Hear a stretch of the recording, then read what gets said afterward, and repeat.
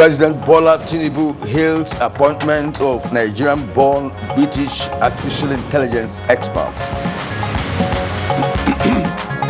We have the opinion that we should recouch it to be a victims' compensation fund. So it will address all manner of emergencies.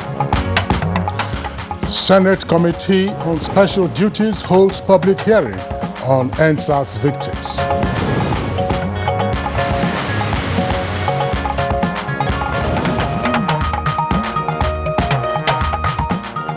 INEC publishes final list of candidates for Kogi, Bayelsa, and Imo governorship polls.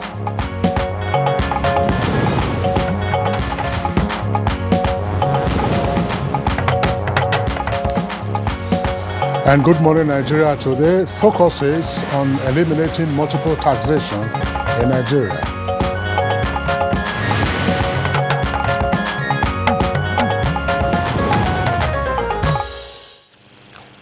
At his inauguration on the 29th of May 2023, President Bola Ahmed Tinubu in his address said his government will review all complaints about multiple taxation and anti-investment inhibitions. Most Nigerians consider this move as timely, as there is an urgent need for a review of existing tax regime. Now, despite pronouncements by the Federal Inland Revenue Service, FIRS, that multiple taxation has stopped in the country, stakeholders in the economy still experience the challenge of multiple taxation. For example, many traders and transporters in Southeast express worry over incessant collection of taxes and levies, especially by towns and market unions in that zone. But this is a national malaise, and that's not restricted to markets alone. Now, Lagos is another example of where residents go through the experience of the burden of multiple taxes as different forms of levies of course, in force in the local government level. First, an individual who pays personal income tax through the pay-as-you-earn also has to pay several other disguised taxes. Multiple taxations have affected the operations of many companies negatively and as such arousing criticisms. According to experts, the tax system depletes returns on investments, erodes the capital base of some firms, and subsequently triggers business collapse. That's right. Now, there are indications showing that multiple taxes have equally affected the growth of SMEs in the country, as many operators of these small businesses express their unwillingness to venture into new enterprises or expand existing ones for fear of multiple taxes that continue to take a significant portion of their earnings. Exactly. These taxes are levies by government agencies at the federal level, state and local government levels have become a problem for private sector operators, and they discourage investment. While the levy of taxes are key sources of funds to enable government meet its day-to-day expenditure, the tax system can also be used to guide the course of the economy. That's right. Now, in a number of countries, it is a very potent instrument for economic regulation. Sadly, what obtains in Nigeria isn't quite so. Now, with the current fiscal regime being operated, the federal government collects import and excise duties. And at the federal level, there is the National Environmental Standards Regulatory and Enforcement Agency, NESRA. And while the Federal Environmental Protection Agency, FERPA, may now be defunct, some officials still collect FERPA and NESRA levies, are typical of Nigeria. Absolutely. You have all kinds of, even regulatory agencies impose fees and levies. And sometimes you wonder, Kirian, whether these agencies are concerned about the standards that they ought to uphold in their jurisdiction, or those who operate in their jurisdiction, or just to be collecting levies for registration, for re-registration, and so on and so forth. So these are the issues that, of course, we shall be having a conversation on our Good Morning Nigeria conversation segment this morning. Of course, we remember what President Tinubu said in his inaugural address, that his administration will look into the multiplicity of taxes that constrain the running and expansion of businesses. On which note, we'd like to welcome you to this edition of Good Morning Nigeria. I'm Kingsley Osadolo. And I am Kirian Umaya. We're also going to be bringing to you some other segments that make up today's package, and they include newspaper review, business, sports, and perhaps foreign tidbits. For now, let's bring in Dennis Adegunloye, who has the morning's news highlights. Hello, Dennis. Hello, Kieran. Good morning, and good morning, Kingsley. Good morning, Nigerians. Here is the morning news. President Bola Tinubu has poured encomiums on Mr. Abel Abo for making Nigeria proud on the global stage in the field of artificial intelligence. The Nigerian-born British artificial intelligence expert was recently appointed into the board of the Data Lab Innovation Centre, Scotland, United Kingdom. In a statement by the State House Director of Information, Abiodun Oladunjoye, Tinubu noted with pride and satisfaction the impressive professional achievements of Abo in the United Kingdom and how his expertise and new board appointments represent an important step in the agency's efforts in enhancing Scotland's data and AI potential.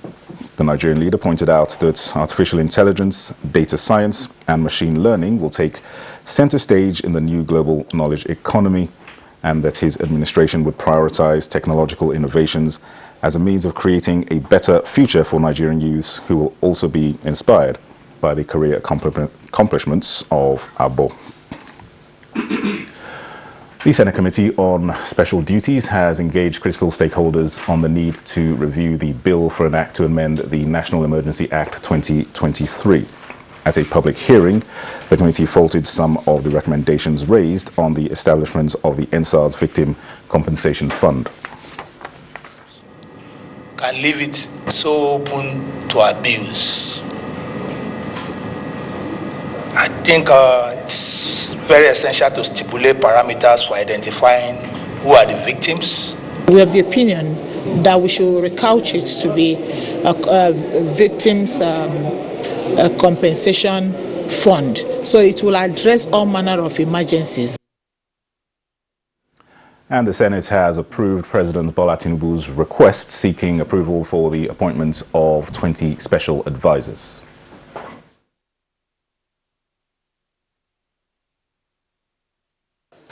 That the Senate approves the request of Mr. President CNC for his request on the 20 special advisors. Say aye. Aye. Those against say nay. The ayes have it. In the same vein, the House of Representatives has, in line with provisions of Section 151 of the 1999 Constitution as amended, approved the request of President Bola Tinubu to appoint 20 special advisors. The communication containing the request was read during plenary on Tuesday and was thereafter approved. The House noted that the appointees will assist the President to discharge his duties. Meanwhile, the House has commended the Nigeria Labour Congress, NLC, for accepting to continue to dialogue with the federal government against its earlier planned strike over removal of subsidy on petrol. The House, in response to a motion from Unyime Idem, noted the likely impact of strike action on the economy and livelihoods of the people, adding that the directive to shelve the planned strike was in the interest of the nation. And their remuneration and allowances. Those in favor of the motion say aye. Against say nay. That's have it. Presidential candidates of the People's Democratic Party and the Labour Party in the 25th February 2023 presidential election, Atiku Abubakar and Peter Obi, have continued to give evidence at the Presidential Election Petition Court to prove their allegations of electoral malpractices. We have gotten some, we have not gotten the others, and we have issued the normal processes to compel them to produce these documents. Once we have them, we proceed. But we're comfortable with the speed at which we are going. INEC has published the final list of candidates for the governorship elections in Kogi, Bayelsa and Imo states slated for November 11th, 2023. The list shows that all the 18 political parties are fielding candidates in Kogi State, 17 in Imo State and 16 in Bayelsa State.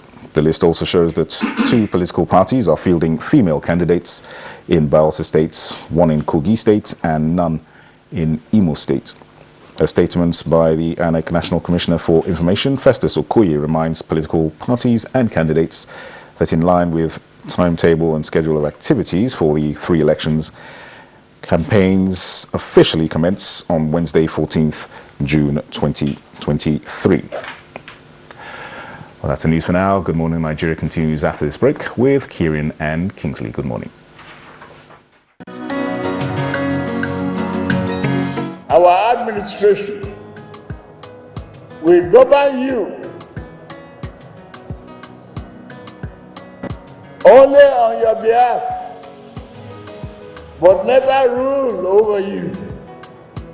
We shall consult and dialogue, but never dictate. We shall reach out to all, but never put down a single person for holding views contrary to our own.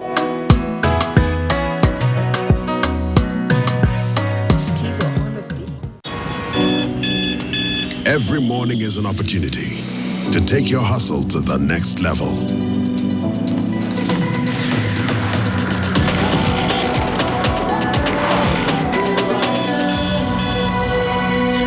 Every morning is one day closer to your ambition. So, make every morning count. Cup after cup, morning after morning. Start strong, finish strong. Nescafe. Nigeria means unity. Nigeria means freedom to me. Nigeria means greatness to me. Nigeria is indivisible. There is nothing you can do. We all have to savage it together and learn to love each other. We are indivisible. As a mother and a leader, I will always preach for peace and unity in this country, because that is the only thing that will give us progress. Though tribes and tongues may differ, in brotherhood we stand. And it is the woman that does that.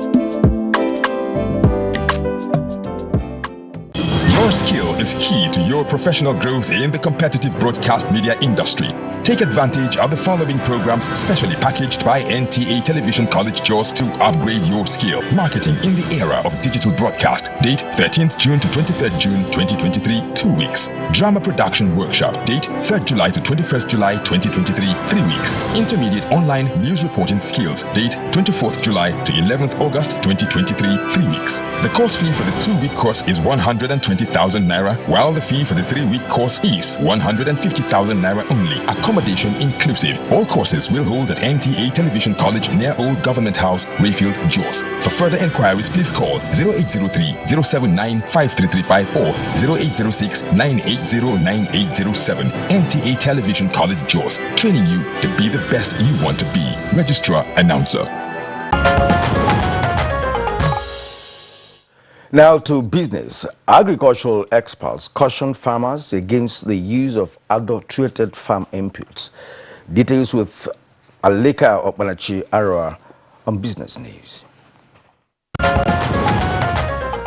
Agric experts have cautioned farmers against the use of adulterated agrochemicals, fertilizers, and substandard seeds on their farms.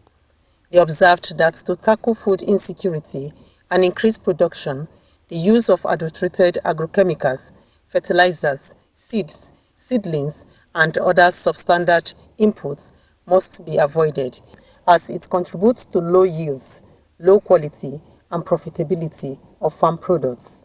They advised farmers to be wary of the type of farm inputs and seeds they buy and apply on their farms. The issue of food security is very, very key, that farmers are properly, educated to know what is on ground so that they can use the right seeds that are viable, that are safe. Get all the documentation right and the process right from the growing of the product to the harvesting, to the processing, to the logistics. Meanwhile, it has been observed that cross-border petrol smuggling has slumped as a result of deregulation. Black marketers have also reduced on the streets of Abuja as petrol assumes a more realistic price, having been stripped of subsidy support. With Business News, Alika Opanachi, Arua. Thank you very much, Leka, for the business news package. A review of some of the papers we have this morning follows next.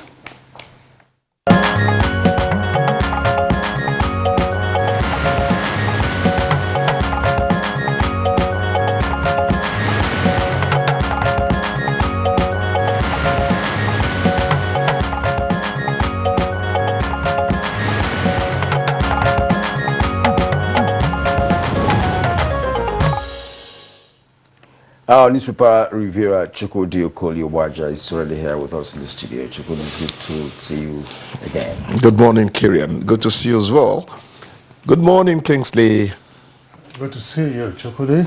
Thank you. I trust that all is well with you and yours. Well, I feel good. Yeah. Very well. Okay. All right, let's begin with the leadership newspaper this morning. Above the name flag of the newspaper, again, Senate rejects controversial water bill, also on page 6 of leadership newspaper. Tribunal, INEC objects to Obi's exhibits from 17 states. It's on page 23. Now, below the name flag, reps disapprove of Nigeria Air, ask government to halt operations. It's on page 7. 10th National Assembly, fresh crisis over move to replace Abbas.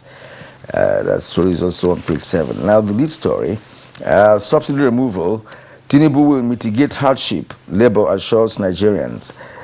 With the 3 riders, explains suspension of planned strike, decries abuse of expert emotion by courts. As Air Peace slams NLC TUC with 1.7 billion naira suit over flight disruptions.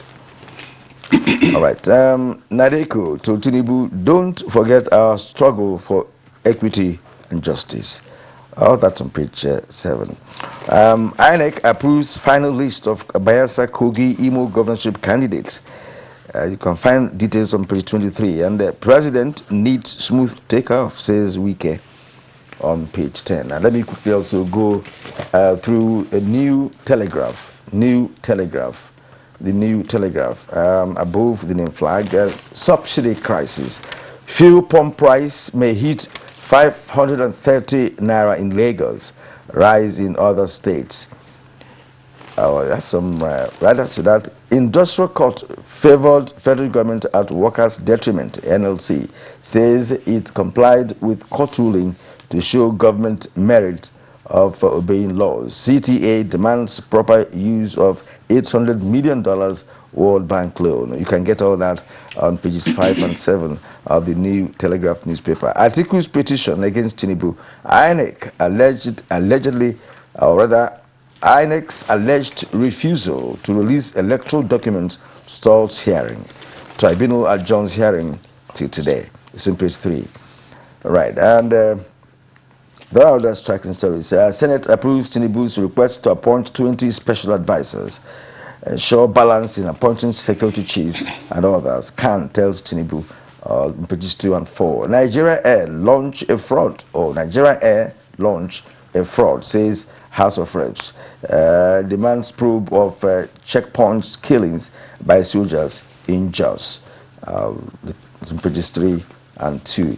Now, I would have adopted dentist's approach to subsidy removal, as will be expert seeks crude oil exchange for airlines, trapped $812.2 million. You get all that on pages 4 and 5. Now, Goba, Uzodima, Diri, Anyanwu, Dino, others make INEC's final list as the commission condemns Kogi attack. It's on page 2. The lead story, Babio's fate uncertain as Tinubu breaks speakership impasse. Sticks to Northwest may unveil dark horse. Jaji Thursday. Met Gaji solely orders to State House of Assembly. Wase Abbas to get ministerial slots. Why Akwa Ibom's ex-governor may lose colleagues' support. You get all the stories on pages 2, 5, and 30. The New Telegraph. 38-year-old emerges Osun's 8th Assembly Speaker. As Lagos legislators re-elect Obasa for third successive time, their Bayelsa counterparts vote in Ngobere again. That will be all from the paper secondly. All right. We also have the Punch newspaper. From top to bottom, House alleges fraud, asks Tinubu to suspend Nigeria Air. And finally, Senate throws out Buhari's controversial water bill. Subsidy, reps demand NNPCL audit over unaccounted 2 trillion naira assets. Some NNPCL subsidiaries bought crude oil without evidence of payment. That's the claim by lawmakers. Legislators and OPS, that's organized private sector, back refineries privatization. And Uber and boat drivers begin nationwide strike. Anti-inauguration lawyer fined 20 million naira, faces NBA probe. Benue catechist caught with female corpse, flees. Journalism icon, ex-Daily Times editor Enahoro, that's Peter Enahoro, also known as Peter Pan, for UK burial today. May so rest in peace. Chukuli. Oh, thank you, Kingsley. And let's start, not in a morbid note. You see, when I was talking about the passage of the Chairman Emeritus of Dark Communications Limited, I said, this man will never die. Let's take it to our Peter Pan. You just mentioned him now. Journalism icon, ex-Daily Times editor Enahoro, for UK burial today. There's a splash, actually, in the middle of the Punch pages. Hear the caption. He never grew old. Today he heads home. So he's heading home. He hasn't died. There are people who will never die. And whoever wrote that caption could as well leave something on the man's tombstone. Peter Pan deserves a wonderful epitaph. Please, I decided to start with that. It's not morbid because we're celebrating a life as far as I'm concerned. Tinubu will mitigate hardship, Labour assures Nigerians. And you quickly say, what has he told them that prompted that pronouncement? But in all earnest, gentlemen, the man has a track record that simply backs what the Labour representatives of Labour have just said. Give it to him. I have always said that wishing people well, at the commencement of a project is very important. Psychologically, and for those who are deep in faith, also spiritually. So let us pray that President Bola Tinubu will not just bring wisdom into how he tackles the many issues before us, but also the firmness and boldness to push home, whatever argument he has against anything that is against Nigeria. He will argue it all down. We pray, but the people have to cooperate with him. Then quickly, gentlemen, I try to avoid politics here because just like I say you cannot tell an editor what to write, I also say you can't actually track politicians and tell them what to say. But talking about the leadership of the 10th Senate, from the first page of the New Telegraph, you get the impression that the leadership of the Senate, that's in terms of who becomes Senate President, is shifting to just 2 candidates, Senator Abdulaziz Yari and Senator Orji Uzor Kalu. Well, since I personally avoid politics, as I said earlier, and politicking among politicians, let me just say that at a point in life, you need to make decisions that are more statesman-like than political. It all falls into the bag with the label of national development and love of country, if you understand me, gentlemen. What is that decision you make that serves the country more than the individual political party?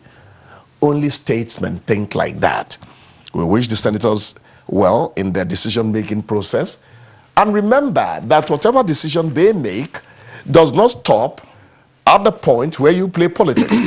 National development actually takes more feed from that decision than politics per se within the particular political party in power. So it matters how they choose. We wish them well.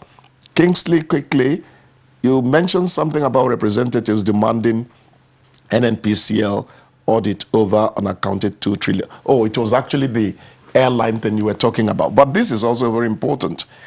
There are riders suggesting that some NNPCL subsidiaries bought crude oil without evidence of payment. Actually, the story is attributed to the lawmakers themselves. A second writer says legislators, OPS, back refineries privatization. Now, the refineries privatization thing, excuse me, I mentioned the other time that the Chinese tend to actually practice capitalism in its harsh form. The Chinese do not prop up an ailing business. They let it die. Now, the green, white, green mentality in Nigeria makes us think that anything that helps us have national archives or institutions, let's be more positive, we must retain them. I'm of a slightly different opinion.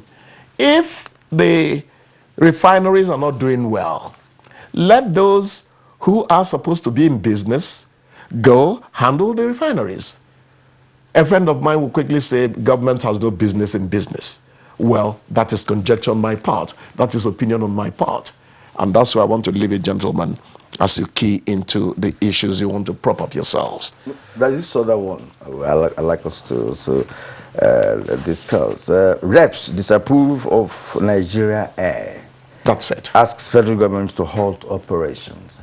I understand. I recall that we hosted the former Minister of Aviation sometime on Good Morning Nigeria, and I remember vividly I was on set with Kinsley, and we interrogated, the plan put in place as at that time. Remember they tried the first time and it failed. So at that instance, we had him on site discussing the parameters, that guided the agreement between Nigeria and whichever consortium that they were working with at that time. But that failed. But all of a sudden, it came back again to the mainstream, perhaps towards the twilight of this administration. We started hearing about Nigeria again, not quite long ago. And now that, of course, actually the last working day of the previous administration, that was when we learned that the first aircraft to be landing in Abuja. And the following day, we had reports that that was actually an Ethiopian airline and not necessarily Nigerian Air. So that was where the confusion started. Now it has been blown open. That look, there must be some shoddy deals. I don't know what depth Kingsley is going to bring into this. I always appreciate his perspectives. Yes. But let me say that whatever you're doing about all these things, never let emotions be the decider of action. Once you're sure that emotions are not the decider of actions, go ahead and do them. There are state-run institutions that work in this country. I mean, not necessarily in this country, in the world. The Ethiopian Air we're talking about, I don't think it's a private concern as such. I don't think so. I think government has a stake in the matter, and they're doing well. So that's what I'm going to say. Because I don't know how you're weighing in. Well, this Nigeria, the more you look at it, the more it disappears from the air. It looks less like an airline business than Astra Travel. Oh, Kingsley, what are you talking about now? Astra. I'm sure people know what Astra is. What the witches and then your body projecting from your spirit projecting levitation and so mentions levitation. That's when a body starts moving, you don't see what's propping it up, it just rises into the air. Because there was supposed to be a show in London a couple of years ago about Air Nigeria. And we say it was being launched XYZ, and it turned out that there was also a virtual display. Virtual. Then this one that happened that Kira is talking about. Because at some point we stopped asking questions because there was the assurance and reassurance that Air Nigeria will arrive and take off before the end of the last administration. That is to say, it will arrive before May 29th. It arrived there. And lo and behold, it arrived. It arrived. And it was welcomed with the usual spray of water from the fire trucks at the Nnamdi Azikiwe airport. But as I said, it turned out to be a phantom, to be again Astra Travel. Because what we are hearing by the CEO of the same Nigeria, that was actually a chartered flight. And that they painted it to the Nigeria Air livery. That if you charter a flight, you can convert it into any livery and then they use it. And after a while, they said, no, it was for static display. Static display is for air shows. They, of course, you know, before then, they had fired a number of officers in the aviation regulatory agencies and concerns, FAN, NCA. NCA must be commended because every attempt at twisting it to give an AOC, that is Airlines Operating Certificate, it was never done because we have the standards have risen. But I think that the critical questions to ask, in my opinion, would be, look, how did this all happen and at what cost? And then how do you pull back that cost? Who was responsible for it? I think a country must be able to ask that question. And President Tinubu, ordinarily, I've got the call is on him to stop it. It cannot be said that, oh, it was the previous administration. Very soon, politicians, partisan politicians, will start saying it's an APC government. You are all APC, see what you are doing. So this is a national shame, and if not disgrace. Yes. So we must get rid of it. As a matter of fact, I don't see what is so complex about establishing an airline. You know, if small countries, you know, can do that. You have Air Kenya, we have Ethiopian Airlines. Now, you know, you have, you know, uncountable, especially in Africa. Especially in Africa. So what is there? If individuals can do that, why not a government? If somebody says that government has no business in business, that is not true. It's not totally true. All these Chinese companies you see, CCT, whatever you see around, these are backed by government. Yes. Even in America, I recall when Obama came to power, America was down infrastructurally, especially many big, huge multinationals went down, including Ford Motors and all of that. But there was a kind of, you know, mitigation. They bailed out. Obama bailed all of them out, and they are back to business. Gave them life again. Yes, exactly. So how could you say that government has no business in business? Yes. There is no Chinese consortium across the globe that does not have government backing. Government must have some percentage or whatever deal it is. When we had the launch of NAJCOMSAT, you know, in China, that was when I knew that, you know, satellite is not just, it's not like airline business. It's not a one-man show to say, look, you are a country, you have an airline. No, you must conform with international best practice. That even before you launch a satellite, you have to bring the committee of satellite nations who will be there. There's some delegates to monitor what you are doing. And all that. So there's nothing difficult about that. Kirian, at the Senate hearings yesterday, I saw part of the footage when the CEO of Nigeria Air was responding to questions. One of the members of the committee is a former pilot himself, Senator Ibu Nala. At some point, you could see he was chuckling, he was laughing. Because it's all so ridiculous. And I think that we should... the government should do something very serious about that. It shouldn't fall to the level of a cartoon strip. Absolutely. And again, I say standard procedure and corporate vision should not allow themselves to be taken over by emotions. That's right. You're right. The other issue I want to draw attention to, gentlemen, yesterday we read it in one of the papers. We didn't have time to discuss it, but today I think it's become necessary because yesterday another government equally joined. Kwara State yesterday, the day before, and now Edo State joined to say they have reduced the working days from 5 to 3 days in a week. And that in Edo State, the minimum wage is 40,000. Look, we know that in some establishments in different parts of the country, especially when the cost of transportation jumps up, workers informally make the arrangement among themselves to say, okay, you will come today, I won't come today, X, Y, Z, and then they're able to sort it out. But what would be the justification for saying, let your workers not come to work for 2 days in a week, and then they spend only 3 days at the end, whatever they end? Who are those affected by this? But not everybody who is on the minimum wage, on grade level 1. In the federal service, there's nobody who is on grade level 1 in the first instance. Don't forget, gentlemen, during COVID, for upwards of a year or more, there were categories of staff who were asked not to come to work. What did we gain by that? Some of them were busy running their private businesses. Level 12 down. Yes, they were busy running their private businesses. You are now saying, don't come to work for 3 days because you want to reduce the cost on them. Will you also tell teachers not to go to school for 2 days in a week and go to school only 3 times in a week? Who will be keeping their schedule? Or teachers, do they have special transportation allowance you give to them? Good question.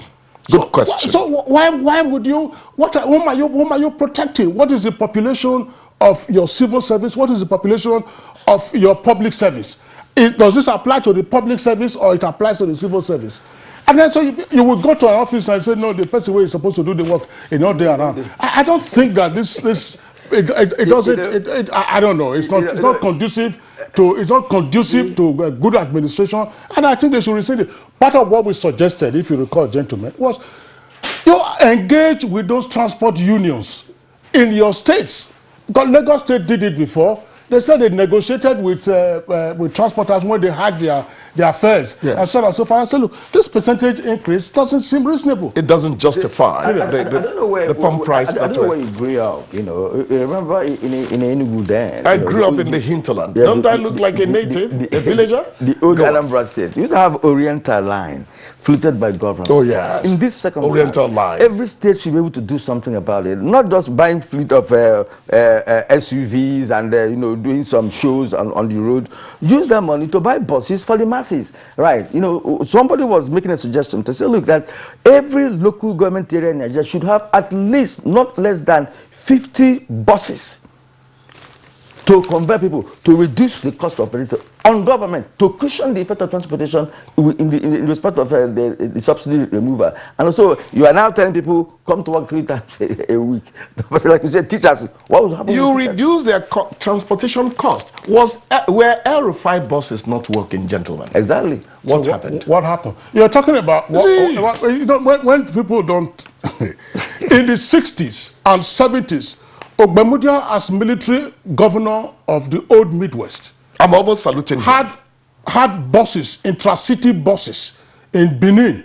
So you could ride. And the ticketing, the machine for ticketing, I still saw, not in recent time because now it become virtually electronic, saw those machines in London and then in New York. Those machines for ticketing. Those are the machines that were used to give ticket. You would go from Ring Road. I remember all the bus stops from Ring Road to what is now called Rama Park at Igobahi in front of Western Boys High School. It also applied first circular, applied secondary circular. Ogbemudia 8 buses. So, Kingsley, Colonel Samuel Osai Bovo Ogbemudia was felt across Bendel State. Exactly. He was felt across Bendel State. You won't provide buses. If you don't provide buses or you don't buy buses, how will the factories producing buses continue to function? Exactly. Well, on that note, we concluded this segment. There are a number of issues, many issues, that we are going to be tackling as a nation. For governors who just got into office, don't make harsh decisions. Don't make decisions in a hurry, to impress the people, because of course, whatever decision you take, may actually be whatever you had in mind originally. So at this point, we end the newspaper review. Chukwudi Okoli Ubuaja, we thank you for spicing up the show today. It's short. It's always short, but it moves me. Thank you so much for making it happen. We're going to see you again tomorrow. You're watching Good Morning Nigeria, only on the network service of the NTA. We'll take a short break now. When we return, we shall, of course, deal with our topic for today. That's a multiple taxation.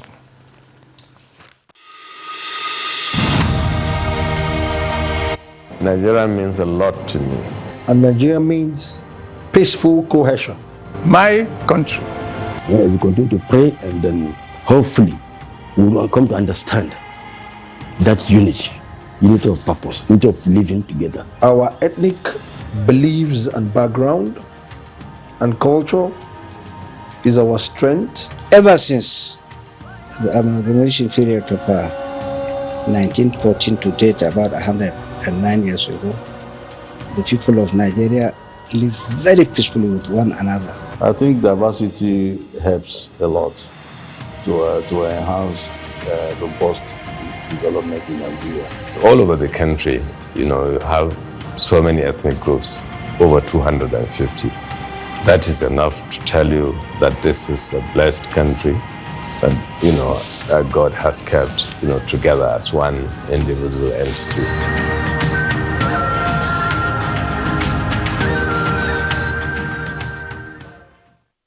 Your skill is is key to your professional growth in the competitive broadcast media industry. Take advantage of the following programs specially packaged by NTA Television College Jos to upgrade your skill. Marketing in the era of digital broadcast. Date 13th June to 23rd June 2023, 2 weeks. Drama production workshop. Date 3rd July to 21st July 2023, 3 weeks. Intermediate online news reporting skills. Date 24th July to 11th August 2023, 3 weeks. The course fee for the 2-week course is 120,000 naira, while the fee for the 3-week course is 150,000 naira only. Accommodation inclusive. All courses will hold at NTA Television College near Old Government House, Rayfield, Jos. For further inquiries, please call 0803-079-5335 or 0806-980-9807. NTA Television College, Jos, training you to be the best you want to be. Registrar Announcer. The rumor that our nation will break up, even perish. They have even redesigned the maps. Yet we are here. We have stumbled at times, but resilience and diversity have kept us going, and we will keep going.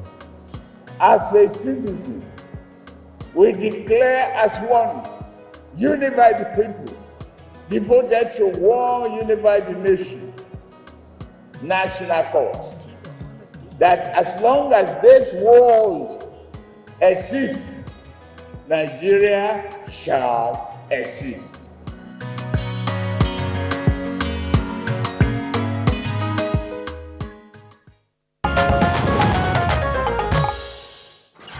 You're watching Good Morning Nigeria, and we're live on the network service of Africa's largest television network, Nigerian Television Authority. Now, we're having a conversation on eliminating multiple taxation in the country. Before then, we'll listen to a background compiled by our correspondent, Oyemi Ajayi. When we talk about multiple taxation, it means when the same income or products and services are subjected to more than one tax. In Nigeria today, many of the states and local governments, aside the federal government, under the guise that numerous levies they impose on corporate bodies and individuals do not yield anticipated quantum of resources they need. Rather, introduce the concept of internally generated revenue, IGR, as another key tax component. For instance, over the years, the Manufacturers Association of Nigeria have been concerned over the issue of double or what many refer to as multiple taxations in the country, saying manufacturers are still overburdened with numerous demands from various tiers of government in form of taxes, levies, fees, permits, amongst others, aside being confronted daily with multiple regulations and excessive drive for revenue generation by government agencies. Although taxation is a major source of income to the government to enable it meet its daily expenditure, aside directing the course of the economy, but the unbelievable multiple taxation seems overbearing on the livelihoods of the people. With the inception of President Bola Ahmed Tinubu, he had declared that multiple taxation will be a thing of the past, and now the question on the lips of many is how. Experts believe elimination of double or multiple taxation can be done by applying various methods to attract foreign investments, increase tax potentials, reduction of tax violations towards the economic development of the country. But what precise method can be much achievable if applied? What fair percentage can be pegged to attract investors? These are some questions begging for answers from guests already seated in the studio.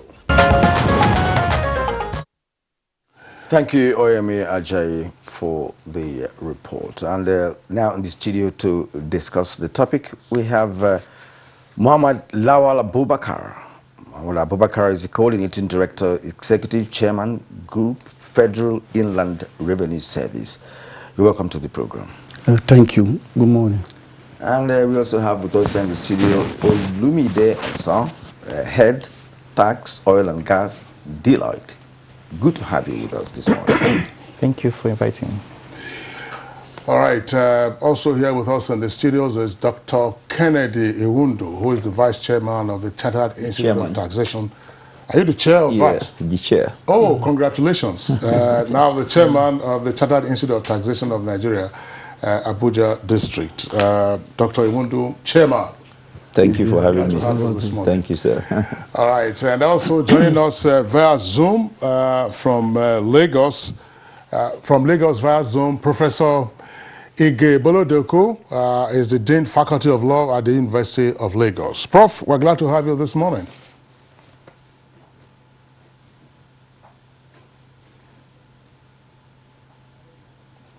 Well, I do hope we have the right connection to hear him. I think I had a little from him, and perhaps our engineers will deal with that in the course of the program. But for now, we're back to the studio, and let me also once again welcome all of you to this conversation.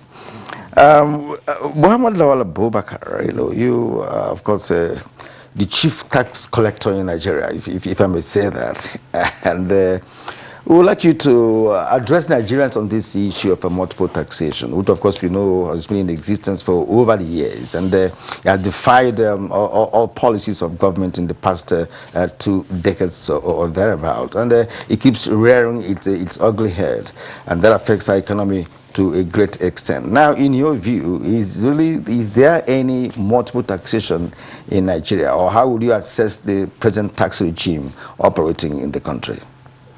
Thank you very much.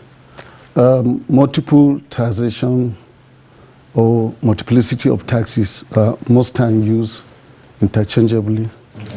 But the common thing between them is that you talk about number of taxes existing in the system.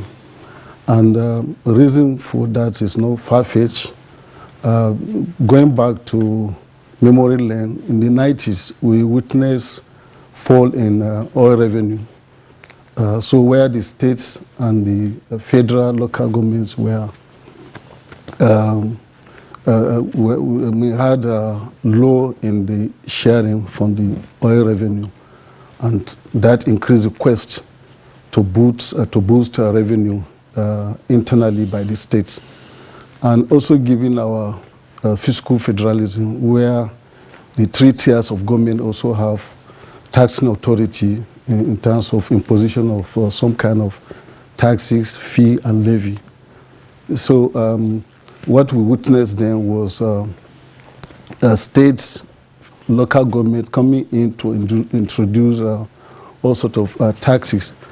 Sometimes even unauthorized persons will introduce some kind of taxes, and the scenario then was even collection of taxes on the highway, and it gave back to what we have today as taxes and levy approval list of collection act. It was promulgated during the military as a decree, and that was aimed at sanitizing the system. And the content of it is that you have taxes collectible by each of the 3 tiers of government: federal, state, and local government. For federal government, you not the taxes are so clear, listed in the first schedule of the FRS Establishment Act. They are about 9 or 8 in number, including some earmark taxes like third phone, NITDA, and recently we have Naseni tax. We fought effort to against introduction of other earmark taxes recently. There was to be NYC trust fund. It wasn't signed into law. So what we're saying is that as we said earlier, the quest for state to boost revenue gave rise to what we are witnessing today. And to sanitize the situation, as I said, the taxes and levy approval list of collection as was to do that. And but what you see even in that act is the portion for local governments, for example, is a constitutional provision. The fourth schedule of the 1999 Constitution listed out duties in form of tax, in form of administration of fees and levy by the local government. They are about 20 in number. And then those under the states, we have 36 or 37 tax authorities today. 36 states plus FCTRS, 37 plus FRS. Each of these tax authorities has their distinct tax laws. So you are talking about 38 tax administration laws in the country. If you move from one state to another, the laws are different. You expect that you should have a common tax law that will address all the tax issues, but that's not what we see today. All right, ML Abubakar, thank you very much for your initial intervention. We'll return to you in the course of the conversation. Let's go back to Professor Bolodoku, where we saw him pop up on the screen a while ago, and we hope that engineers have resolved the audio issue. Professor Ige Bolodoku, well, let's begin with you by getting more conceptual clarification. When we say, as the president complained about in this inaugural address, the multiple taxes, what is it that we are concerned about, and how is that distinct or different from double taxation? Well, thank you very much. Indeed, when we talk about multiple taxation, what it simply means is that there is a multiplicity of taxes or tax laws that are enforceable. And a variant of it is also a duplicity of tax laws. They are different, but they are accommodated in the phrase multiple taxations. When you duplicate the tax basis of a particular legislation and you impose it on people, you are duplicating exactly what others are paying for, and that is perhaps illegal. But when what has happened is just a series of legislation on tax, on tax laws that have been enforced, those are not necessarily illegal. They may not be expedient, because there is a difference between legality and expediency. And we need to put it in a constitutional context and our political environments as well. First, when you talk about taxation, it is an area that is regulated strictly by the Constitution. You must have a taxing power to impose tax because it is an expropriatory act or exercise. And you cannot deny people of their private property without an authority from the Constitution. Now, when you look at Section 4 of our Constitution, the federal or the federation is given powers to make or enact laws for the good order and governance of of Nigeria. Also, similar powers are vested in states. Then we have two sets of lists in our Constitution: the exclusive list and the concurrent list. Well, we've talked about the residual, but I will get to that quickly. Now, what will happen is that it is only the federal government that may legislate on any of those items in the exclusive list, and you have about 68 of them. Now, for the concurrent list, both the state and the federal shares, but as you know, where there are similar laws in the concurrent list, the federal one we override. Okay, and then what happens is this: the Constitution imposes or perhaps empowers states and the federal to make laws. The making of laws includes the power to make laws or to make tax laws. The power to make tax laws. Now, so what that means is that for all the items in the exclusive list, the federal government has the power to make laws, including tax laws on any of those items. The government may not exercise this power because, as I noted, what is legal is not necessarily expedient. Now, for the states that operate mostly on the residual powers that they have, whatever is not listed in the exclusive list is deemed to be liable to states to legislate on any of those items. So the power of the states to legislate, in assertion of their residual powers is about their creativity. If the state is creative enough, it can really legislate on any aspect that it deems necessary, and it will be legal. Now, so this is where we have issues of duplicity or multiplicity. And as I noted, multiplicity is not necessarily illegal. And this is because if it is traceable to law and can be accommodated within the confines of the powers that are given to either the state or the federal government, then it is legitimate for them to do so. Now, whether or not you exercise this will depend on the overall or the overarching considerations. What are these laws meant for? To raise money, to discharge responsibilities of government. Now, what is the template of that as we have it in the country? We know that as it is, the political component of it is that both the state and the federal share, the revenue monthly. And what it means is that most of these states, are not self-sustaining, even with the amount of money they receive from the federal. So you look at the percentages of distribution, and to the one that goes to the federal and those that goes to the state. So if they are if they cannot run government for so many reasons, that would be, then there is that temptation to begin to get creative and be imposing as many tax laws as possible and then enforcing it on the people. If that will affect business, that will affect virtually everything. Now, there are so many considerations too. Even the little that the state, arguably receives from the federal, how are they expended?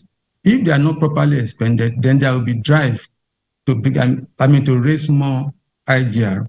And then this is where we get into the multiplicity issue. And then it goes on. There are some that are clearly illegal because if the state, for instance, in the manufacturing sector, if the state were to enact laws, that really affects any of the items that the federal government has legislated, it will be illegitimate, it will be illegal, null and void. So whether those are enforced or whether there's a challenge will depend on the awareness, understanding of the relationships of the powers that the states and the federal government has. And if there is no opportunity or if there is no knowledge to enforce or challenge, so those laws will stay. But thank you. Thank you indeed for your contribution. And that, of course, opened up a lot of things, a lot of questions, for us to further digest. Multiple taxation, not necessarily illegal. We need further explanation of that for those of you who have better understanding of what he said. The duplicity of tax laws. So these are some of the issues that he raised in this conversation. And then double taxation. So we are beginning to see different versions of or perspectives of taxation and all that. We also have fees, levy, duties, a number of fees, NAFDAC fees, a great deal of them, along the line of production. And again, as he mentioned, it touches on the production process and affects output. And now let's bring you in, Dr. Kennedy Iwundu, Chairman, Chartered Institute of Taxation of Nigeria. What is your reading of the tax regime we are currently operating, considering all the points that the two speakers, have highlighted? Okay, thank you very much. Professor has been able to give us a theoretical view, a conceptual view about double taxation and multiple taxation, but I'm going to bring it into practicality because I'm into practice. And when we talk about double taxation, it means you are taxing a profit or an income twice. But when you talk about multiple taxation, you are taxing a profit or income more than twice. For example, let me give you an example of double taxation. Some states are collecting consumption tax from hotels, from eateries, from restaurants. And federal is also collecting VAT. In the conceptual view of VAT is consumption tax. You see the federal government collecting VAT from a hotel in a state through FIRS. the State Internal Revenue Service collecting consumption tax from the same hotel is double. It's double taxation. So in that case, there should be an arrangement where one person will stop. But the state say, if you look at the Constitution of Nigeria, that they are responsible to collect consumption tax, not the federal. But we know that the issue of VAT is in court, because the High Court ruled that the state is responsible to collect VAT, not the federal government. So we are still waiting for the Supreme Court to give us a verdict on that. To collect or to impose? To collect, if you are imposing, it's not about imposition, it's about collection. We're looking at collection. Because the power to impose is different from the power to collect. Yes, it's collection. We're looking at collection. Because the argument the states, like the River State government gave, that if you look at the exclusive list, there's no VAT listed there. So anything non-listed in the exclusive list is automatically a residual. Yeah, that's a good argument, if you ask me. So we're waiting for the Supreme Court to come up to say we're upholding this judgment, or we are thinking differently. So what are we saying? You go to some states today, the state government is collecting consumption tax from eateries, from hotels, and the federal government is also collecting VAT. It's double taxation. Then let's look at multiple taxation. As I said, multiple taxation happens when you tax more than twice. For example, in Nigeria today, we prepare accounts for our clients, file their returns. Some of our clients, on their profit, pay company income tax. On their profit, pay education tax, that's state fund. On their profit, pay NIDA. On their profit, pay NASENI. On their profit, pay police levy.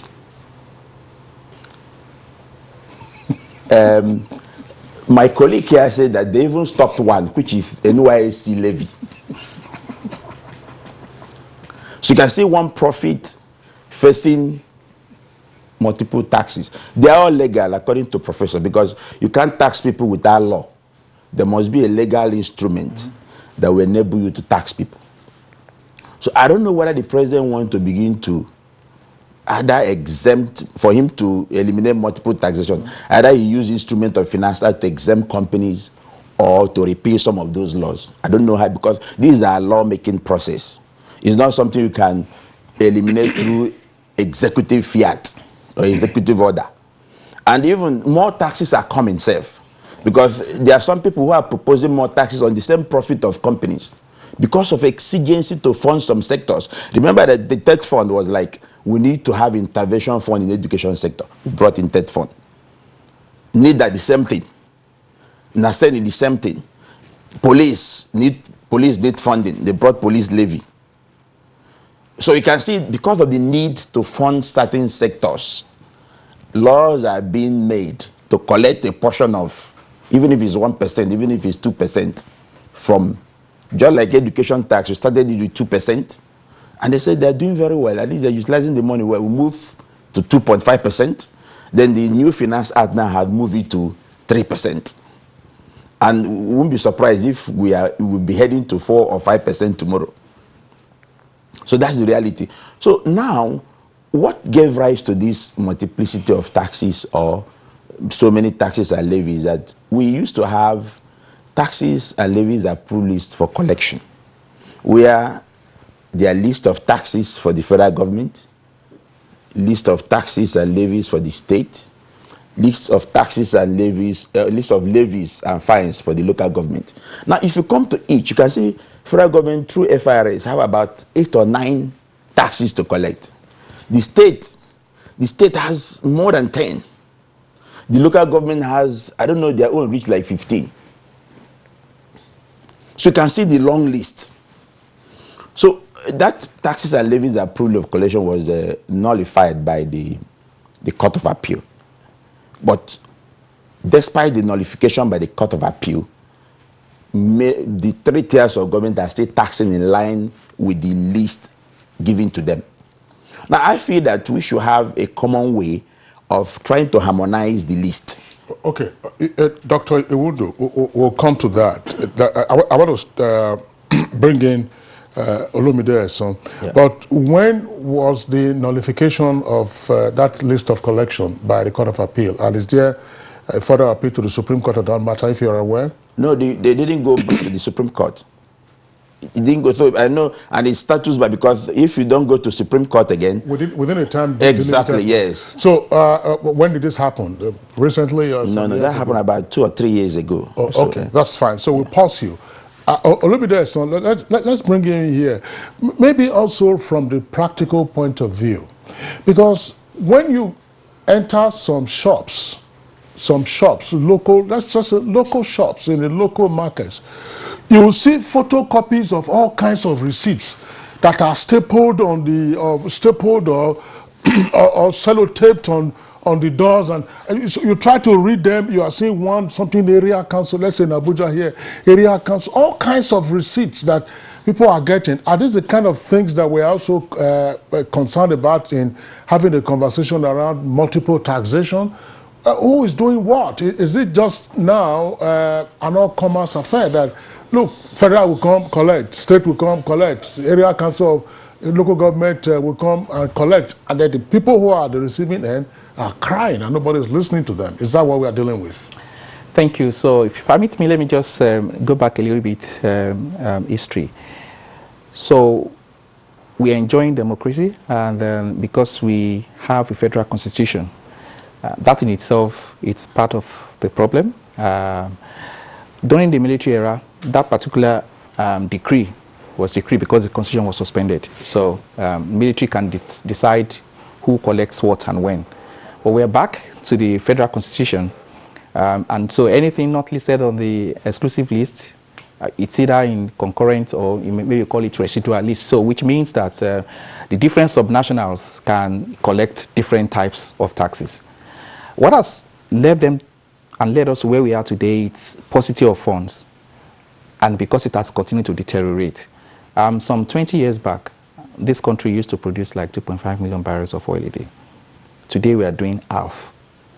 So 20 years back, the population of this country was half of what today. If you look at that, that is a multiple of 4. So that means everyone that was getting $4, for example, 20 years ago per head is now getting $1. So the states, the local governments are desperate. Now, linking it to, so they needed to raise funds. I would always say about double taxation that it's when you have the incident of tax on a particular income twice.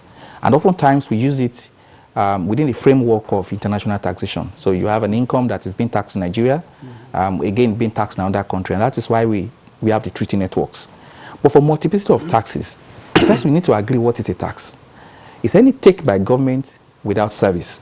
That is basically tax. So that is why we classify both levies, taxes together. If you look at the way Nigeria is right now, if you ask the shop woman, how much do you pay in tax? He or she is going to list maybe like 60 different taxes. Recently I saw a document I was reviewing in the oil industry, and I saw that they have about 40 different types of taxes and levies. From the one we know, which is federally collected by the FRS, which of course are PPT, CIT, education, TET, VAT, stamp duty, and the rest. They have a litany collected by states, radio, van, and then we have the one collected by agencies, NCD, NDDC, NIMASA, Cabotage, everyone, NESS. You have that retinue. So, in fact, they coined the word government take because I think it's now beyond tax. Now say, okay, what exactly is government taking from us? So they call it government take when you aggregate all these taxes together. The reality is this: the Constitution, and I like the way it's been presented by both Prof and ML, does not limit, to be honest, what the subnationals can do. However, we must ask ourselves the question: what do the investors, what do they think? What do the business people, what do they think? They think they're overtaxed. Having, multiple of taxes does not necessarily mean that the tax rate of effective tax rate is so high. It is just the mannerism and the way it's being executed. Some are civil, as the FRS writes you, query, you respond, you can have very civil conversation. Some on the road, they just, throw that thing to stop your car to collect theirs. So the challenge is we must first, streamline these laws, and we must harmonize them. That can only be a joint-up approach to, mitigating the impact of this multiple taxation on businesses. I think all the governments, federal, state, and local, they want businesses to thrive, because when businesses thrive, more people will be employed. That will mean less crime, and that will mean more revenue, because people that are employed will pay taxes. Now the question is, how do we make this work? The people who are paying these taxes are complaining about the tax burden. When we talk about the tax burden, it's not just about paying the tax itself, it is the administration. They need to file returns in multiple jurisdictions on each of these. They need to obtain receipts, obtain permits, paste it on their cars, and you've had nasty experiences by business owners in this country. And until we all agree, and the good thing is that we all know there's a problem. FRS has been at the forefront of trying to encourage unification of this, and I like the statement by our president. He said they will look into it, because it must be looked into. It is discouraging for business owners.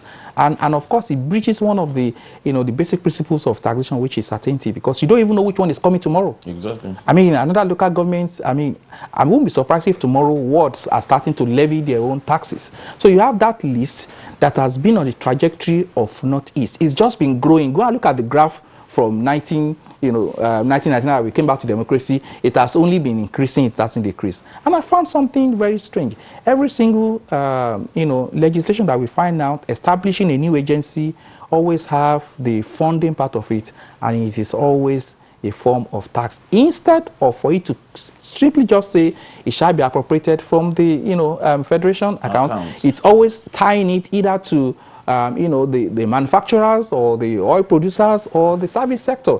Everybody imposing new taxes.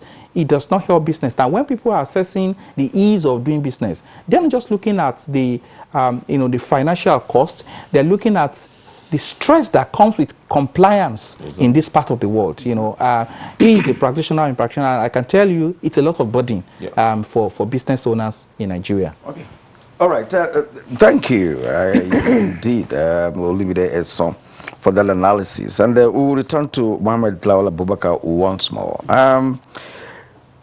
Before now, FIRS was not an agency that was relied upon by government until we had one Ifweko Omoigui Okauru at the point when the reform of FIRS took place. I was privileged to do some documentaries on that reform, and all she did at the National Assembly, to bring back FIRS to where it should be. And since then, we're beginning to see that the FIRS has, of course, blossomed in terms of its operation. Now, in Abuja here, we also have FCTIRS. When we're talking about multiple taxation, for instance, you have a FIRS, the Federal Inland Revenue Service. Now have a FCT Revenue Service.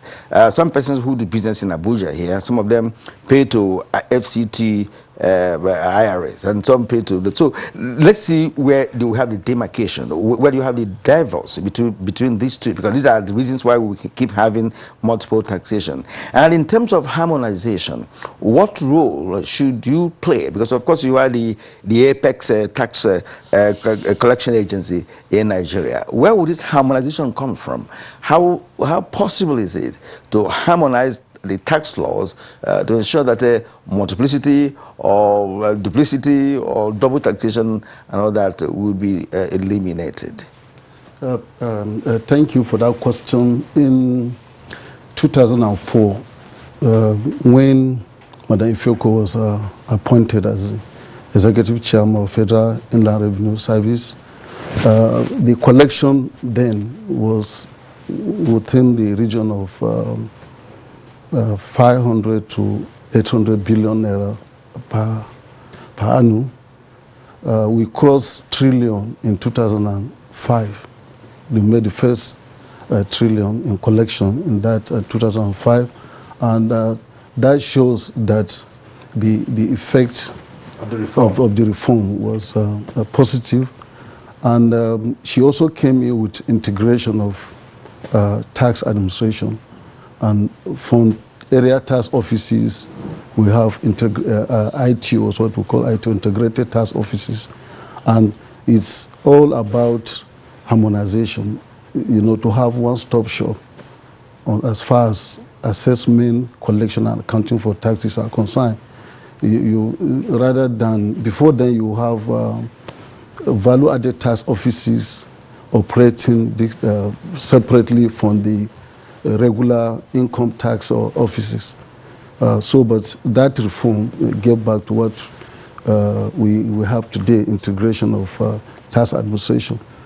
And it also has to do with, talking about harmonization, the effort to harmonize continue from then up to today.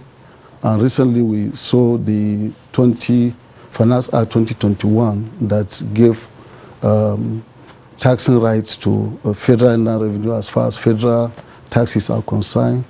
That is to say, bringing all collection of these taxes under one umbrella. But how effective that has been is another question. We see agencies on their own trying to introduce some kind of taxes. And it's not just about introduction or collection, but utilization. They've been appropriated for in the budget, yet they collect these taxes, and most time they are to utilize, in their operations. So the question of harmonization, as your questions, the answer to that question is a continuous one, and it's not just by FRS, even at the state level, because as we have observed here, the Federal Inland Revenue Service tax operation is clean to some extent, but going down to state and federal, and local government, that's why you witness. Sir, yes. Just to amplify this, you have Federal Revenue Services, all the states of the Federation. Yes. Which tax are they collecting there? Because we also have state IRS. Yeah. Like I explained, we have FCT IRS, yeah, and then Federal Revenue operating in the federal capital city. You have offices in all the states of Nigeria. Now you are collecting federal tax in states, and states also collecting state tax on the same states, on the same businessmen, on the same society. So I don't know. The explanation to that has to do probably with the personal income tax. The FCTRS, for example, would administer taxes of the personal income tax in respect of people residents in FCT. The Federal Inland Revenue Service, before the creation of FCT, was collecting taxes, personal income tax in respect of people or individual resident in FCT. So, but with the coming of FCTRS, that task has been shifted to them, and they administer only for residents of Abuja, excluding members of the armed forces and police and officers in the foreign service. So the presence of FRS across the state is to collect taxes that belong to federal government. How do we know those taxes? That's what Nigerians would like to know. Company income tax, for example. Company income tax, no state internal revenue service will assess for company income tax. They can only do that for individuals and maybe enterprises that are not limited by liability. All right, Abubakar, excuse me. Thank you very much there for your explanation. I want to return to Professor Ike Bolodoku. There are a number of issues on the table right now, just like a platter of fruits that we have on our table. Perhaps we can also get you to help us unpack them and why they are so. Olumide Eson raised a very significant point, just like all the other guests have also, and including yourself, raised very significant issues, that there appears now to be almost, I'm trying to get the right adjective for it. Well, there is a drafting technique now in lawmaking at the National Assembly that when you want to create any agency and you are looking for funding, you just insert a clause that funding for this shall be from that. Are we not advising ourselves properly, that's to say the lawmakers, to avoid that because of the impact on multiple taxation and therefore on businesses. Then the multiplicity of taxes that we're talking about at the state level, local governments, and perhaps in cross-purposes with the federal government, what has been the role of the Joint Tax Board? Thank you very much. I think at the end of the day, the Joint Tax Board is actually expected to really infuse some orderliness into the administration of tax laws. Now, and as I said, it depends on the political will to enforce existing laws, to have clear policy of administration or tax administration consistently with the tax policy of 2017. Because paragraph or section 4 of that policy also lays out the approach that we should have to efficient tax administration. Because as someone mentioned, there is an issue of multiplicity of tax laws and the burden of it. If the administration is not streamlined, then the payers will feel the burden much more, even worse than they feel for the tax that is payable on its own. So what we need to do really is to examine all of these laws, how they may be administered, and one of it is through collection.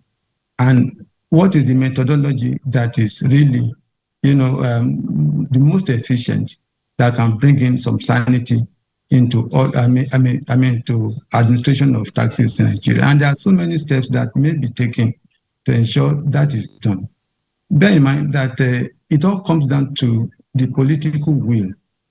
If the overarching objective is to make tax or tax payment, much easier for people, or to lessen the burden of taxes, then there is a need to review existing laws, existing tax laws, and then come to a conclusion about some steps that we need to, because it's not about tax alone. Something is driving, there is a driving force for this multiple taxation. And that driving force is traceable to the fact that the revenue of the federal government is not what it used to be. If what we had about oil theft is correct, then, and of course, the amount of money that we lose to other bodies that are not legitimate, then of course you know that that burden drives the need for more taxation, because government will still want to meet its responsibility, and it has to be from some funds, from some revenue. Where is those revenues to come from? It's either from the money you have or the one you can borrow, and this is also what is funding the issue of deficit. So again, the attitude of our governors in the various states, they also need to sit up. There has to be a stakeholders and a conference on this particular issue. The commitment of all the levels of government, and tiers of government, in terms of what is best for society, for business, for economy, for investment environment, and then take steps to do it. When state governments take on projects that are not viable economically, regardless of what the feasibility study says, then there's going to be a problem for the state down the road and for every employee of that government. And that is what we see unraveling every day in our face. So when you embark on, on financing projects that are not really, doable, and you resort to the capital market to raise bonds and all of that, and at the end of the day, there is no control over how these funds are dispensed, you have run the state into problems. So those are the drivers that we have for multiple. But then if we are able to streamline our taxes and collection is efficient, perhaps we'll find that, and of course we ensure that we don't lose, the overarching source of revenue in the country. You may find out that at the end of the day, perhaps maybe, the test for revenue and the creativity that has come with it will ebb, and that will be for the good governance of the Federation. But until we are able to do that with concerted effort, with commitment, there will be more creativity on the part of those who have the power to do so. And there will continue to be problems, more taxation, more levies, and all of that, by bringing in some chaos into the system. It is doable, I believe, and by the political will, the commitment, the bottom line for building our business environment, investment environment, we must understand it. If it is tied to the SMEs and business activities, then we must ensure that we allow those businesses to strive in our society, to invite them into our economy, and then let them do what is, and then the other tasks that are payable by them, they will do. But what is necessary for us to do is to ensure that we manage properly our resources. But we should really be very concerned about resources and management. Thank you, Prof. I think the takeaway here for me and perhaps other Nigerians could be the political will, that you mentioned, consistently, in your submission, which is of course key. In this country, we don't have issues with identifying challenges, but of course the mechanics of dealing with the challenge has always been the issue. You talked about examining all the laws in order to achieve harmonization. Who is going to do that? You also talked about the infusion of orderliness and all that. And now my colleague raised the issue of the role of joint tax board. By the name alone, joint tax board, meaning that everybody concerned, all institutions concerned about tax in Nigeria have a board where they all have a seat. So what happens? Now we're talking about harmonization, Dr. Iwundu. What do you think? What metrics we put in place to see how this harmonization can take place? And particularly talk about the role of the joint tax board. Yeah, my guy here have talked about the joint tax board before. The role of the joint tax board is just that harmonization. Formally, you can see if you go to a state, they'll be doing things differently from another state. You see different taxes, different ways of doing things from about 36 states of the Federation, including the FCT. But the essence of the joint tax board is to harmonize, because they meet. When they meet, they say, let us do something in uniformity, in unison. The tax rate based on the law are the same. Personal income tax. Remember, in joint tax board, FRS is the chairman of the joint tax board, and all the 36 states have representatives. So there is just like, let's have a harmony whereby we do the same thing. But recently we discovered it doesn't work that way, because sometimes you go to some states to apply for personal tax clearance certificate. The procedure is different from another state. So I was even asking, last time I was going to Ondo for a tax program, I was asking them, so why different states not working in unison? And you meet. So the essence of meeting is to ensure that you have that uniformity in operation. And that's why we have the joint tax board. Now, for example, there's what we call JTB TIN, Joint Tax Board Tax Identification Number. That TIN, I don't know how effective that TIN is. The essence of that TIN is to have a unique TIN that everybody in Nigeria, as far as we are paying personal income tax, can use. It's a unique TIN. And that TIN is also transferable in terms that you are in Abuja, but you are transferred to Lagos. You can still go with your TIN and continue. So the TIN will have a tax history. You don't need to go to Lagos and start creating a new TIN. So I don't know how effective the joint tax board TIN is. But the essence of the joint tax board is to have that harmonization. And in course of harmonization, you're only harmonizing the laws. You're not bringing any new law. You can only harmonize the existing laws. So in harmonizing that law, those laws, the joint tax has no power to say, let's eliminate taxes or let's reduce them.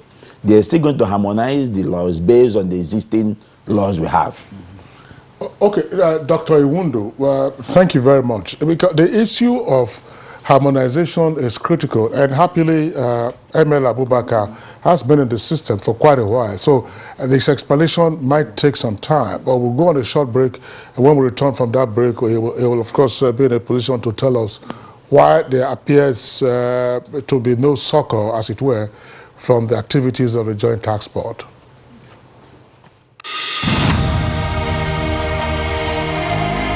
You have to move from the point where you protect and defend your religion to a point where you also recognize the rights of the other person, of the other religion, and protect it.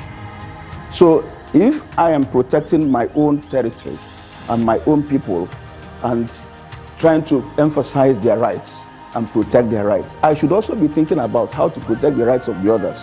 Both Islam and Christianity recognize and defer to God, and both recognize the temporariness of the life of this world, and that ultimately we all go back to God for the day of reckoning, when everybody will render an account of his life on this temporary abode.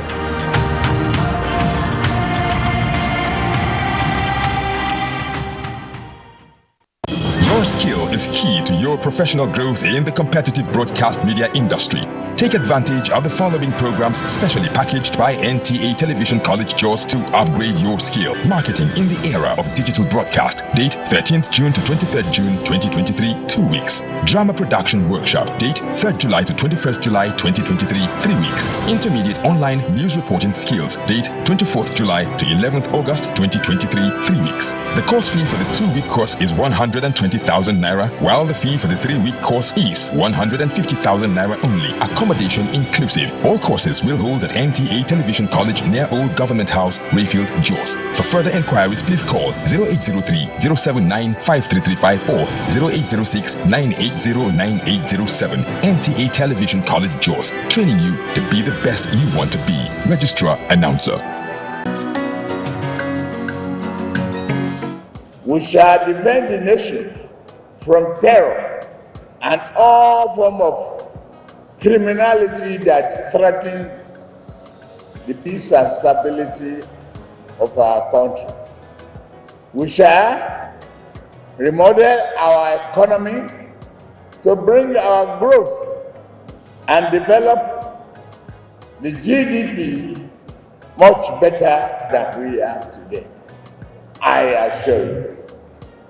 Do that through job creation, food security, and an end to extreme poverty.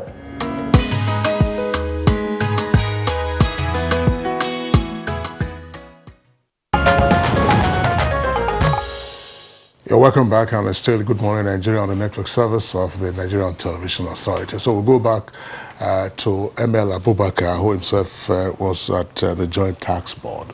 ML Abubakar, what is happening with the Joint Tax Board in terms of responding to the slate of issues that you gentlemen have raised on multiple taxes and the pain that businesses are having to suffer?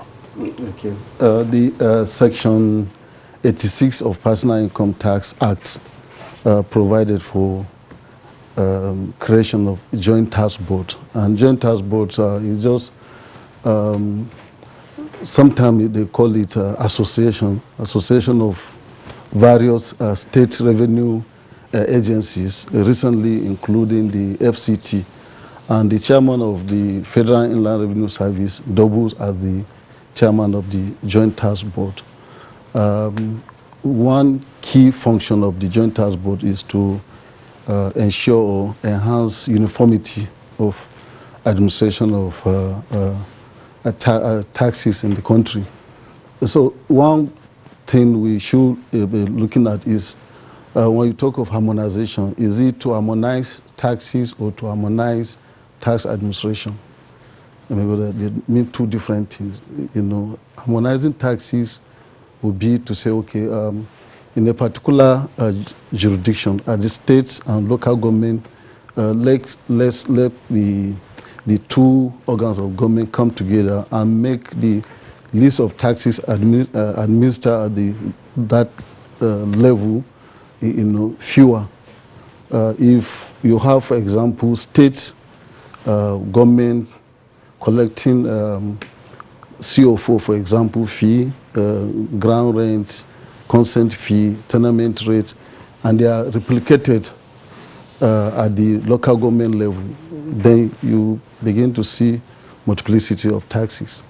And they all relate to one entity or individual. If you hold instrument, the title for land, for example, in a particular state, you are supposed to have from beginning local government CFO, and then you also have state CFO.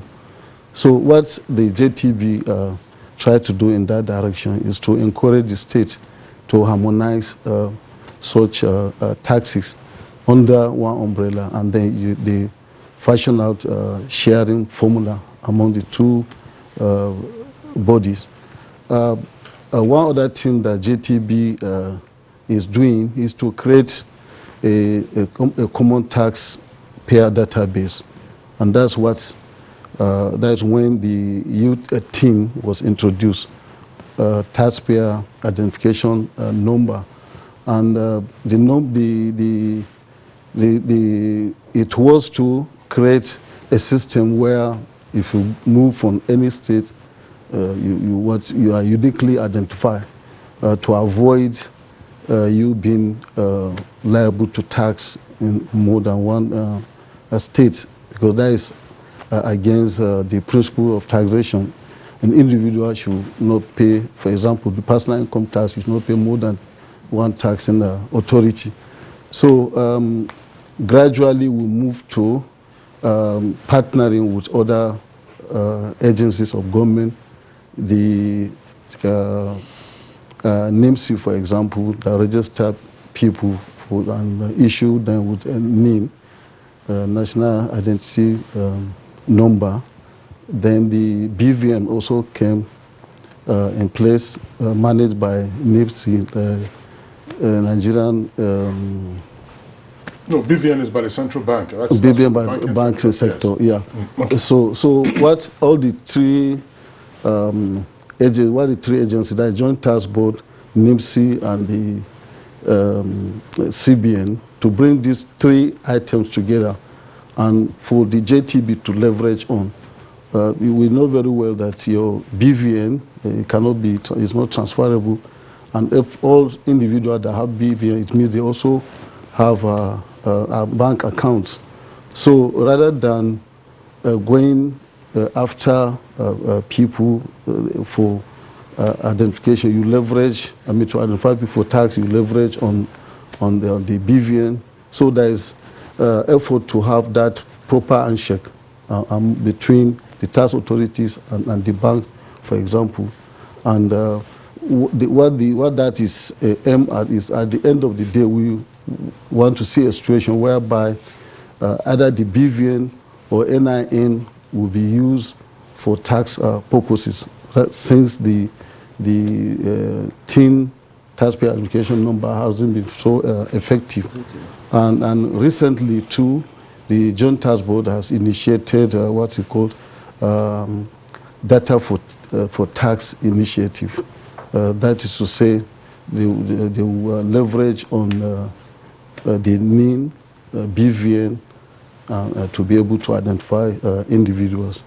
Okay, Dr. Olumide, so keying in from what he has said, we're all looking at the harmonization of taxes. And he now separated harmonization of taxes and harmonization of tax administration. I don't know what you understand by that, because we were talking about the functions of the JTB. We were not seeing results in the sense that he was talking about multiplicity of taxation. And we're talking about joint JTB, which should, of course, come in with the harmonization. So where are we here? Do a more critique of JTB and its functions. Is it making impact, or is it just an association, as is pointed out, of tax institutions in Nigeria? Are they making any impact with respect to eliminating completely multiplicity of taxes in the country? Thank you for that question. Let me start by saying that tackling the issue of multiplicity of taxes, it's going to be a journey, okay? So it will never be accomplished overnight. As JTB made progress, yes. Is it at the speed we would have loved?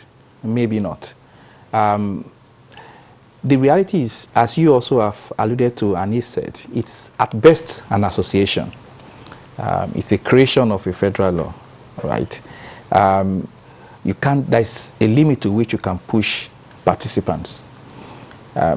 However, there is the room for moral suasion on the part of the federal government. I've always said this: if you make someone see the reason why he needs to do something, he will do it willingly. There is the issue of trust deficit between the federal and the state as well.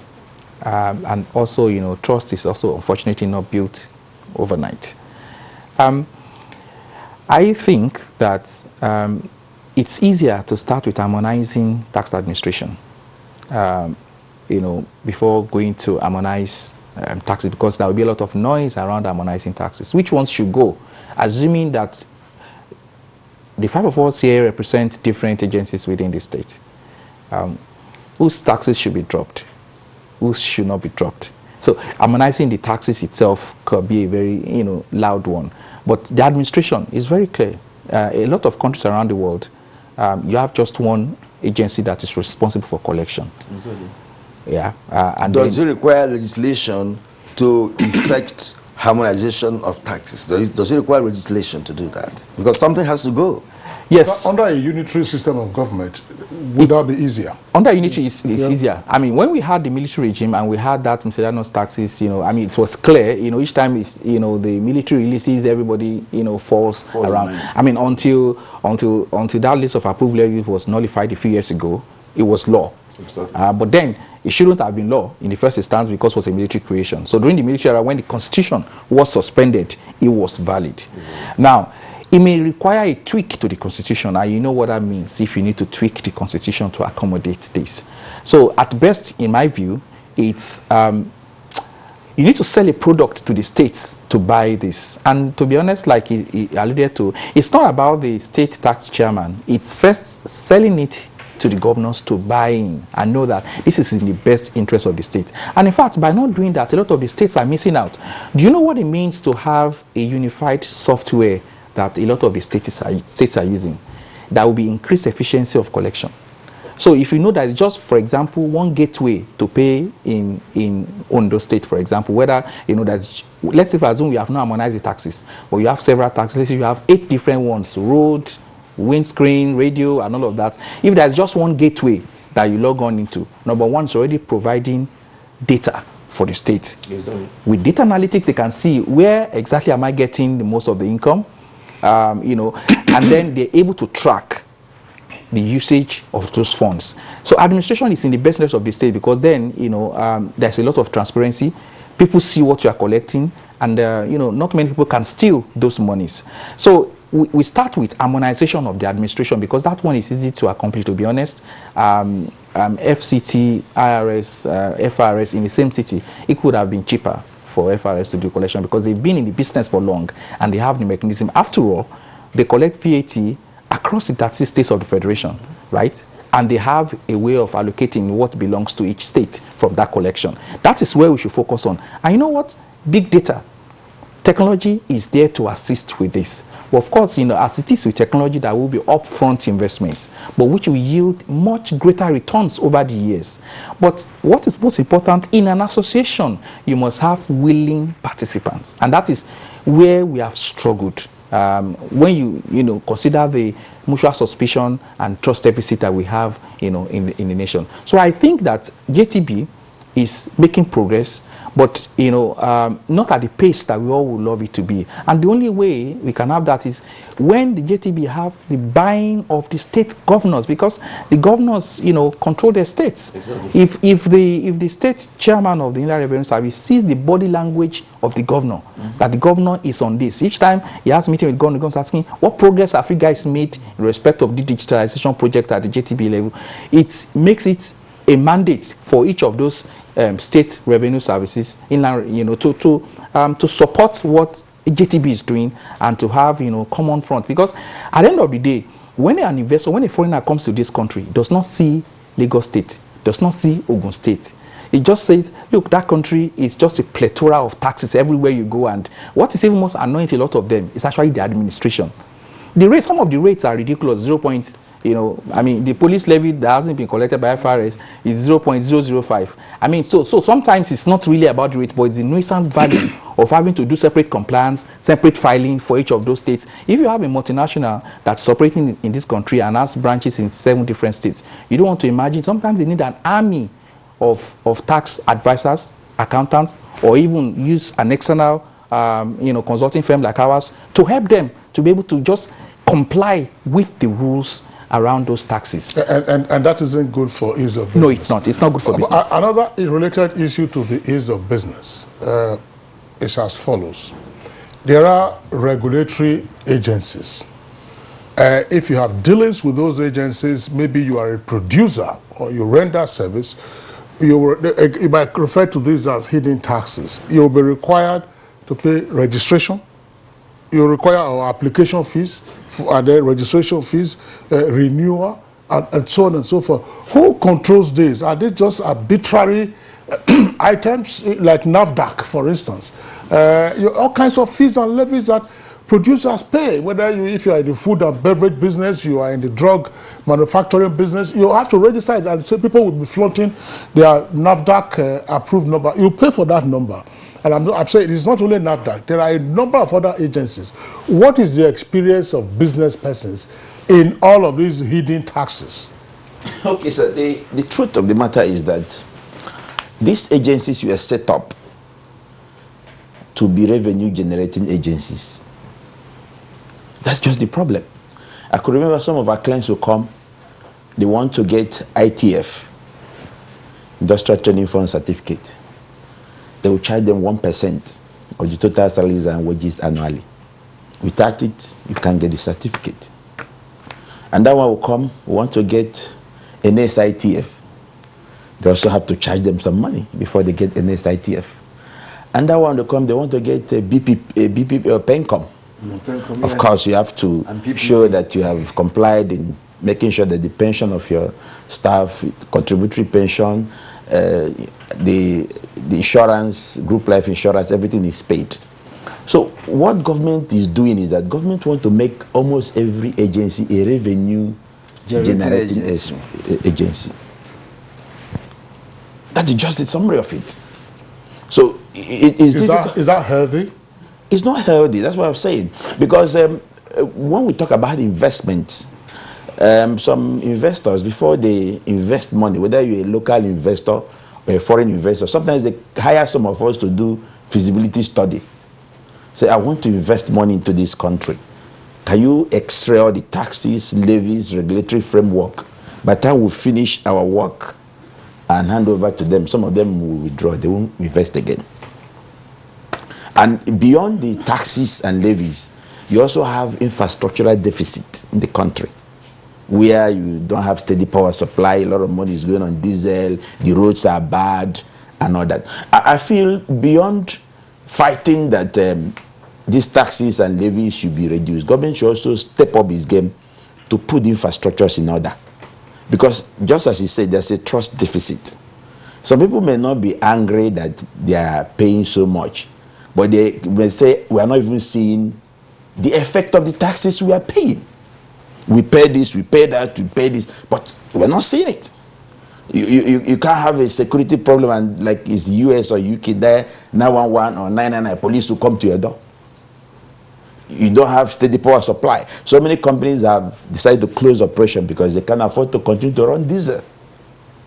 So beyond paying these taxes, I think most of the complaints some of our clients are saying, some of them feel their pulse when they come to my office, that these taxes we are paying, what is government doing with the money? Accountability. Accountability. So that trust needs to be there, because even if you are paying so much, but you can see how this money is being used, you don't mind if they continue to tax you here and there. So just as he said, the administration of taxes is not well organized in the country. We want to see a situation, all of them will be streamlined. Streamlined in a way, you can even say, on all these taxes, just pay 40% here or 30% here, pay 10% here, and everything is done. But where you bring because almost every agency, the government has structured almost every agency in Nigeria to be a revenue generating agency. So if you're approaching any agency for any service, you have to pay tax. You have to pay something in that agency. Okay, well, you said that doesn't all go well for the economy, from what I can understand. Let's go to Professor Bolodeku once more. You see, we have seen multiplicity of that. Let me just name them, so we can, Nigerians will have clearer idea of what we're talking about. Taxes, we have no more taxes. fees, levies, custom duties, NAVDAC, NIDA, NASENE, police levy, NYS levy, VAT, education fee. It's endless. There are many more that we could mention. And that is the reason why we're here this morning discussing how to reduce, if not eliminate, multiple taxation. No matter the perspective that we have all postulated this morning, the bottom line is that the nation is overtaxed. And that is why we're not having a lot of good businesses springing up, or even the ones that have been existing being sustained reasonably. Now, as your final thought on this matter, which way forward with respect to harmonization? Should we have a legislation for it? You're a lawyer. Should we go to National Assembly to deal with all these matters? Well, thank you very much. Well, in terms of harmonization and legislation issue, now as has been made clear by the contributors, before you can harmonize, are you harmonized what is the same? Are you harmonized what is different? Now, as between the states, if the laws are different, how do you harmonize laws without convincing some of the states to drop the laws they have made? And if they believe they genuinely need it for the development of their states, it's going to be very difficult for them to drop some for harmonization's sake. But the easier one to do is the administration. You can harmonize administration. And that, to me, would also happen at the state levels. If at the discussion, at the JTB, it is clear that there are confusion and that there are plethora of forces that are collecting taxes and so many taxes, the state still should have some powers to rein all of those things in at the state level, or meet with the various local governments and agree on what to do. And in so doing, there could be laws that are made within the state for harmonization to happen.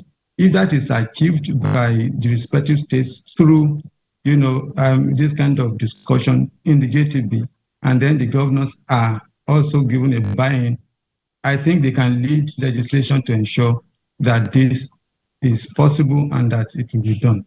Now, that is about administration and the issue of urbanization, just to reduce the cost of doing business and even the burden that comes with really investing in Nigeria. Now, the larger issue is this multiplicity of laws. How do we get rid of it? Or at least how do we ensure that we are not overtaxed as a country? I want to say that one, we are collecting taxes in Nigeria, but we also know that administration is bedeviled by corruption in tax administration. So there has to be a commitment also by government to ensure that we remove the corruption, that we fight it and reduce it. Now, if we are able to reduce it, there will be more money that the state government or the federal government can see coming in. That is one aspect that is very key. Now, then the second one is that if we are able to also broaden our tax net and all of the monies coming, those who are supposed to pay tax, if they are actually paying tax, we focus on the informal sector, ensure that they are, they are also within the tax net and they pay. That will solve the aggregate amount of money that that's available, that is received from taxpayers. That could also ease some of the burden or perhaps the anxiety of the state governments or federal. Okay, Professor Ige-Bolodoku, we're running out of time. Of course, this is a continuing conversation. As Olumide Esan said, elimination of multiple taxes is going to be a journey.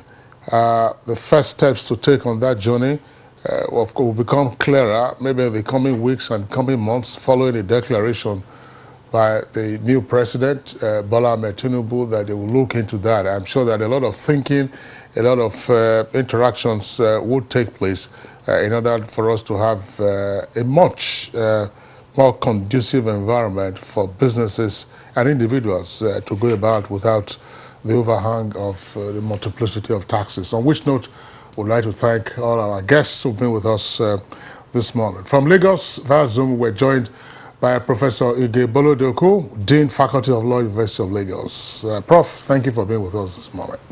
Thank you for having me. All right, here in the studios, we had Olumide Esom, head tax, oil and gas at Deloitte. Olumide, we appreciate your comments. My pleasure, sir. Dr. Kennedy Iwundu, Chairman, Chartered Institute of Taxation of Nigeria, Abuja District. Thank you for being with us. Thank you for having me. And of course, last but not the least, Mohammed Lawal Abubakar, who is the Coordinating Director, Office of the Executive Chairman of the Federal Inland Revenue Service. Thank you for being our guest. Thank you for the opportunity. All right, so that's it.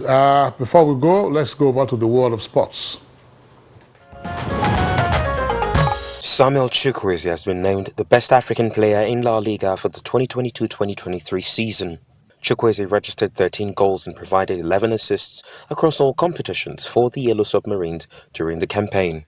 After struggling to play regularly for Villarreal earlier in the campaign, the arrival of Kike Setien saw him become a key member of the team.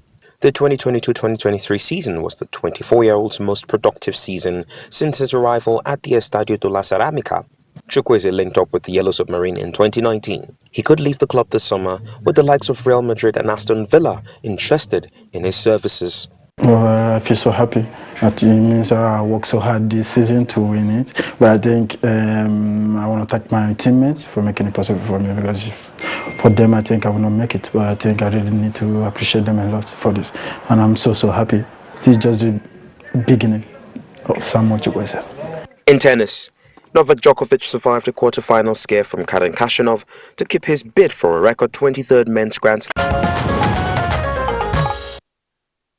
All right, and that's our package for today. We thank you for being there for us. We'll do this again tomorrow. My name is Kirian Umayo. Have a good day.